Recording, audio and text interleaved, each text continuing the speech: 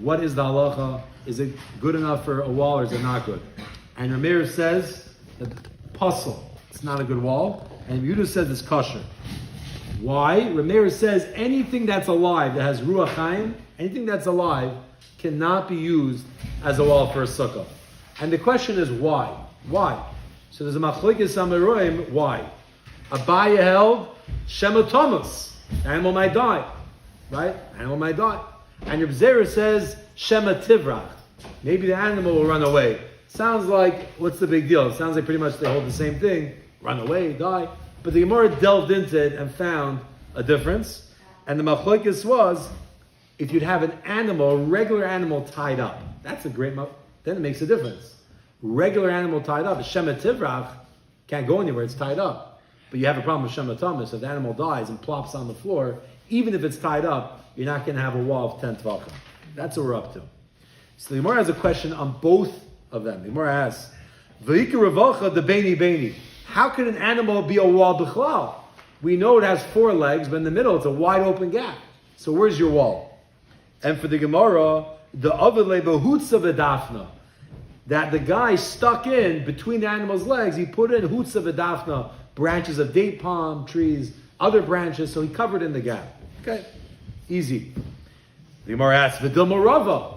The animal might squat. All animals, they're standing for such a long time, he might squat a little bit. Not going to die, he's not running away, just squat. If he squats, you're not going to have the tent being held up by cords, by ropes from above, therefore the animal would not fall down, wouldn't squat. So the Gemara says, whoa, now that you're saying that's being held up, so the Gemara now challenges Abaya. Ulaman Damar, according to the one who says, which is Abaya, Gzeir Shema Thomas, the problem is it might die, Nami. So there shouldn't be a problem in this case of the animal, the regular animal that's tied up. Should be totally fine. Even if it dies, the animal's held up by cords and it's not going anywhere, so you should be good. So the Gemara says, no, zimnin de moikim lo bepachas mishleisha samach l'schach. There are times where you set up the animal as a wall, not exactly 10 tvachim. It's just 7 tvachim and a bit by the schach, where you have lavid, using lavid. And then what happens is, we turn the page, we keep in the maisa. Once the animal dies, kapsa, it gets small, it shrivels up. Valav adaiten, you're not even thinking about it. You don't realize that the animal just dropped from 7 and a mashu of tvachim to just under that. And therefore you don't have lavid, and this is where we're up to, right here. So the Gemara is going to delve into Abaya, okay? Abaya, again, his reason for why Rameir pasels an animal as a wall for a sukkah is because Shema Thomas. Maybe it's going to die. Maybe it's going to die. Interesting chash, but maybe it's going to happen. Gemara has a question. Umi Amar Abaya.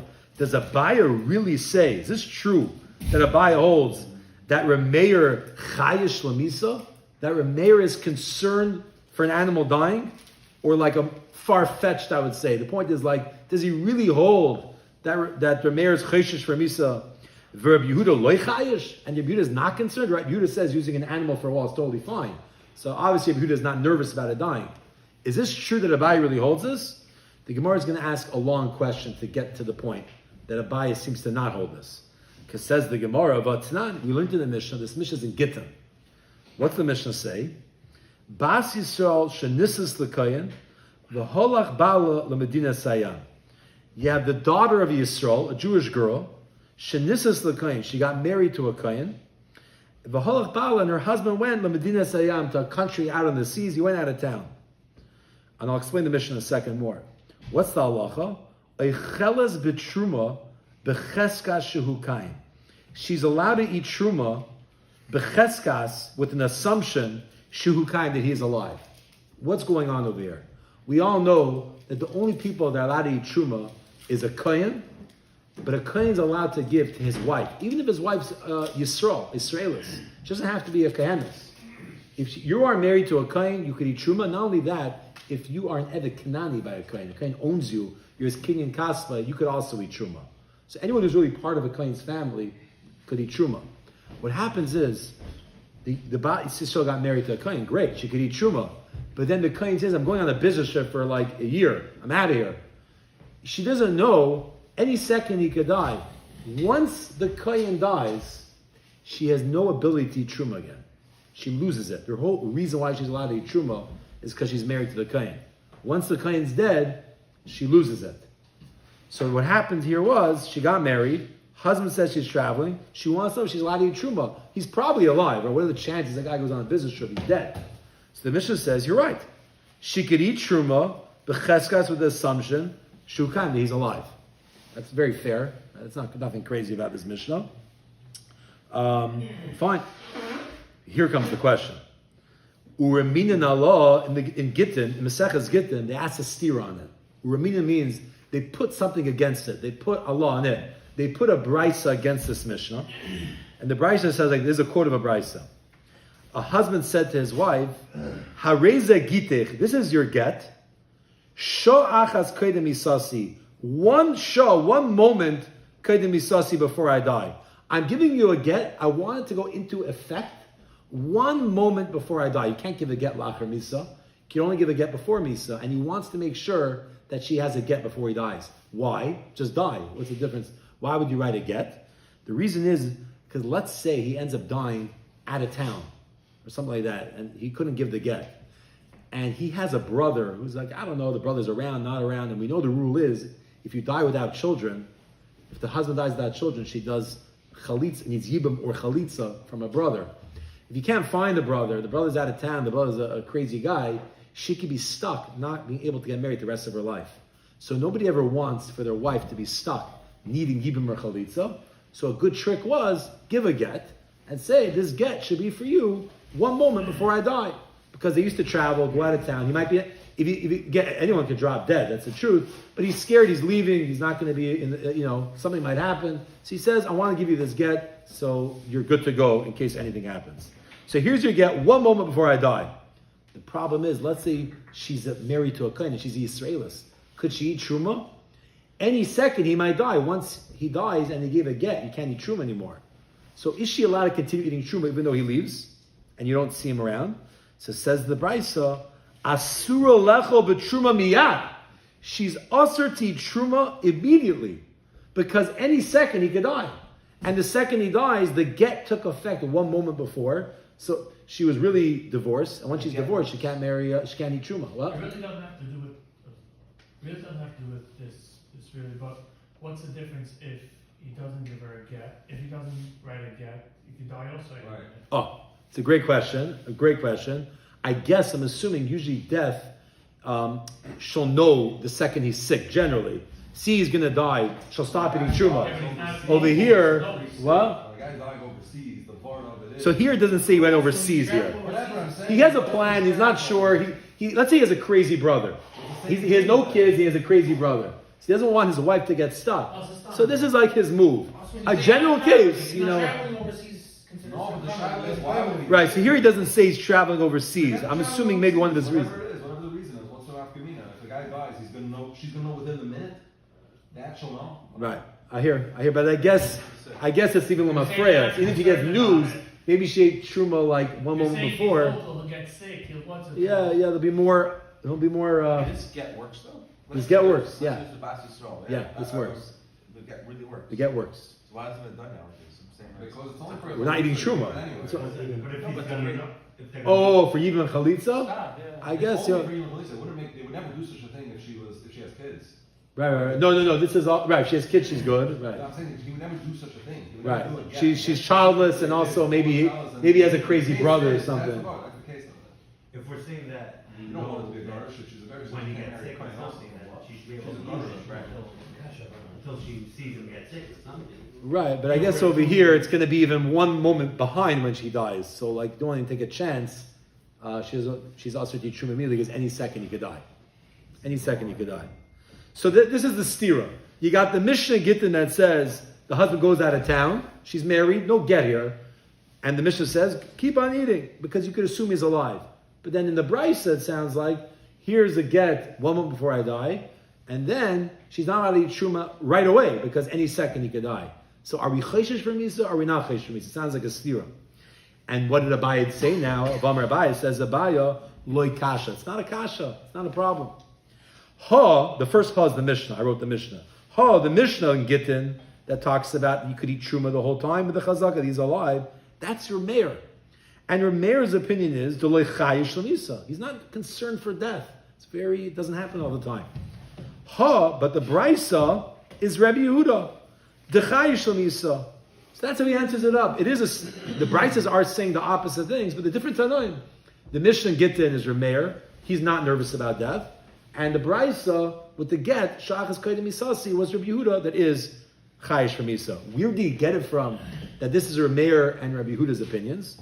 The Tanya. Yehuda will hold even if he didn't give a get, but if he was traveling. This was the case. Happens to be in this situation. But I guess if he wouldn't be around or something like that, maybe. Well, according to Rabbi Yehuda, she should never be able to. He could die anytime, right? Which is really what he was asking before. But I guess there's more of a concern. Maybe he plans on traveling. Maybe he plans on going places. I don't know. So where do we get it from that this is Rameir and Rabbi Yehuda? The Tanya, we have a brisa. Okay, another brisa. Halokeach yayin mi bein akusim. Somebody went ahead and bought wine from amongst the kusim. Who were the kusim? So just to take you back to history, there was a world conqueror who was the king of a capital called Ashur. His name was Sancherib. Okay, this guy Sancherib, people don't recognize him so much because he did end up conquering the Beis Hamikdash. Sancherib cannot conquer the entire world. Not only did he conquer the entire world, he took the Aseres HaShvatim, which was most of Klal Yisrael, and put them into Galus. So he literally destroyed most of Klal Yisrael, and they're gone, by the way. We don't even know where they are anymore, the Aseres HaShvatim. And he was on his way to his last spot, which was Yerushalayim, which had walls, was fortified. Sancherib came. He thought this was a joke. He conquered already the entire world. He's like, Yerushalayim, that's easy. It wasn't even. And what happened was, crazy miracle happened the night of Pesach. The night of Pesach, they had hundreds, the Chazal say, the millions and millions of soldiers. A malach came, and every single guy died overnight. His entire army. He was alive. Later, his sons assassinated him, but he was kept alive to see this miracle. His entire army died. Okay, that's what happened to Sancherib. Before he died, and part of his way of conquering the world is, he decided anytime he conquers a country, he's going to pick them up and move them somewhere else. Because whenever you live in a different place, you're not comfortable. You don't have your roots settled. So it's very hard to start up with the king. So whenever Sancherib conquered somebody, he took them, he moved them. Took a guy from China, moved him to Japan, China. And then the guys were just like, oh, this place is nuts. And then they sort of they don't know how to fight. What did he do with the Jews? He took the Jews and exiled them to a place called, I think, Lach and Tavar. We don't know where they are. He took Kusim and put them into Eretz Yisrael. Kusim. These guys were non-Jewish people. They're living in Eretz Yisrael, the Kusim. No clue what's flying. Israel. They're more in the north, the Shomron area. And they're hanging out in Israel. And all of a sudden, they get attacked by lions. Their entire nation's getting wiped out by lions. So they're like, what is going on? And they looked into it and they realized that maybe Hashem's upset at them because this is a Jewish land and people usually kept the Torah here and we're not. So they decide, you know what, we're going to keep the Torah. And they became Gerim. These Kusim, non-Jewish, probably a darker nation, they decided to keep the Torah. And there's a big question if they were valid Gerim or not. Some people say they're called the Geri Arroyas, means lions, not Arayas because the Ayin, but the Aleph. They were Gerim from lions. Some people say it's a good Gerus. They were serious. Some people say they were not serious and they're not good Gerim. This Tana, this Mishnah holds, they were good Gerim. Okay? So you're allowed to buy wine from them. You're allowed to buy wine. You buy wine from a Kusi. Why are we talking about their Kusim? Just say they were Jews. The answer is the Tana wants to show you buy from a Kusi. You have to assume they weren't so good with mitzvahs. You have to assume these guys did not take up Chumas and Maisus. Okay? They're worse than Amaratzi Jews. They sometimes don't even take off Chumas and Maisus. They're Jewish, but they don't keep halacha 100%. And when it comes to Chumas and Maisus, they really don't. So if you buy wine from a Kusi, you have to take off Chumas and Maisus before you drink it. So what happened was, Halokeach yayin mibin akusim. A guy went ahead and bought wine from the Kusim, which is fine, but you have to take off Chumas and Maisus. What happened was, he was stuck. He was on an island somewhere, or he had no kalim to separate the truma into, right? You have a barrel of wine. You want to separate, we'll talk about how much to separate, and put into another barrel. He did not have another barrel. Or we only had barrels that were tameh. He did not have a way to separate it. And he was stuck because he wanted to drink the wine. He was very thirsty. He had to make kiddush. I don't know. He just needed a way to drink this wine. So what do you do when you're stuck and you have no way to be mafresh? You have no way to actually separate the Trumas and Maasers, and you have a barrel of wine. So one of the eitzes is that you could do is you could speak it out. It can even be in your mind. It could be with your mouth. You say, I want to separate a certain amount of this as Trumas and Maasers. And you mention it. And what happens is, later, you leave over some wine, and when you finally get to a place you can separate it, lemafre, retroactively, whatever wine that's left that you took out, that was your Trumas and Maasers. And this is something called Breira. Breira means retroactive clarification. It's a very hard sugya called Breira, but you're able, in a halachic way, make something chal right now, even though it only gets revealed at a later time. So I'm able to say, I'm drinking the wine, I have no clue which wine I'm drinking. It's all mixed up. But I'm able to say, later, when I'm actually mafresh and I separate some of the wine, we're going to say retroactively, that was the wine you always separated, even though you were just drinking the wine till now and you had no clue what wine was going to be. So here's what the guy did. Omer, he said, Shnei Lugan. Lugan is an amount of liquid. When we drink a revius, everyone says about a revius, you drink a revius. A revius means a quarter of a lug. Never we talk about a revius. So what happened was, the guy had a barrel of wine at 100 lugan. Let's just call it 100 because that makes it easier, and that's what they're talking about. There's 100 lugan.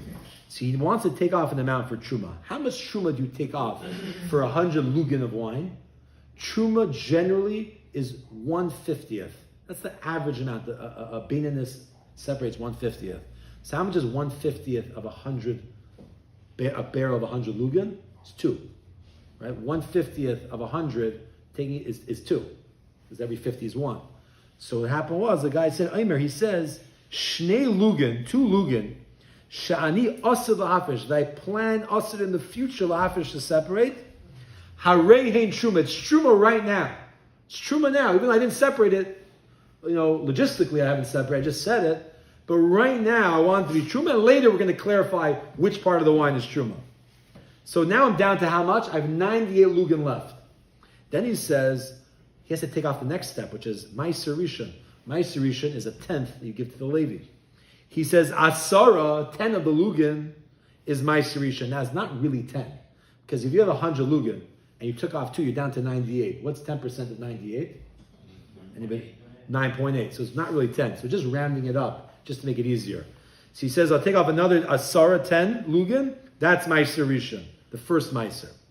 Then he says, Tisha, 9, is to take off Meiser Sheni. Meiser Sheni is given most years. You have to take 10% and eat it in Yerushalayim.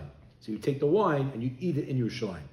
Why down to 9? Because if you have, before you had 98, you took off 10, you're down to 88.2. Okay, you had 100, you separated 2, you're down to 98.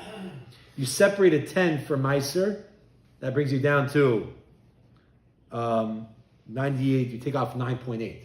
10% of 90 is 9.8, so you're down to 88.2. Okay? And now you take 10% of 88.2, it's 88.2 minus 8.82, and you're down to 79.38. That's just the cheshbon. But the Mishayis, you don't have to get into it. The main thing is, you took off 2% for Truma, 10% for Meiser Rishon, 10% for Meiser Sheni, just rounding it up. It's not important, the details of the numbers. And then, it says, Umechel. What does Umechel mean? Mechel means make chulam, deconsecrate. What you do is by Meiser Sheni, you're able to take the wine and put it onto coins. And you say, I want the wine Meiser, I want to make it unholy and place the holiness on coins, and I'll take the coins to Yerushalayim.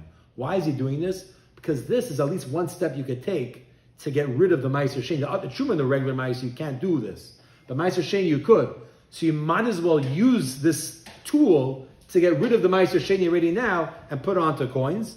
And then the Sheisim Miyad, you could drink it immediately. You could go ahead and you could drink this wine. Why? Even though you have not actually separated it. Because I've said it, it's chal right now, and later, when I end up separating it, retroactively, it's clarified that that was the wine that I separated. And Rameir's Divrei Rabbi Meir, these are the words of Rameir, you're allowed to drink it. Comes along the next time, and we'll stop here. Rabbi Yehuda of Rabbi Yossi, Rabbi Shimon, is on Chavdal Amid Aleph. These three Tanoim, oisre. They say it's Aser. One of them is Rabbi Yehuda. Why is it Aser? Because let's say the bottle of wine that you kept it in breaks. Right? You're taking a chance. You're saying, in the future I'll separate. I'm going to drink wine now. But comes along the future, and by mistake your kid broke the bottle, all the wine spilled on the floor, and you were never mafresh your chumas and maisras. So it comes out retroactively, I drank tevel, which is a major isser. Major isser. Tevel means foods and liquids that you have not separated, chumas and maisras. Now they eat it. You're chayv misa b'di shemayim. So Rabbi Yehuda's nervous. You're doing this whole trick. You'll separate it later. It could break. So you see Rabbi Yehuda is Mr. Nervous here, right? It's not misa, but he's Mr. Nervous that it could break. Rameir, he's chill. Rameir says, you could do this trick. Say it and you'll do it later. Rameir's of the opinion, he's not so nervous about things. So Abaya said, you know where I know where Rameir and Yehuda hold about misa? From this, about the wine of the truma. Rameir is not scared the wine bottle is going to break. So Rameir says, do this trick and you can drink it immediately. Rabbi Yehuda's Mr. Nervous. He holds, no, it could break, this, or that. So he's nervous about misa as well. And that's where Abai got it from, to say there's no theory here. One is Rameir, one's Rabbi Yehuda, and then we'll continue with Hashem. Weiter. Shkoyach.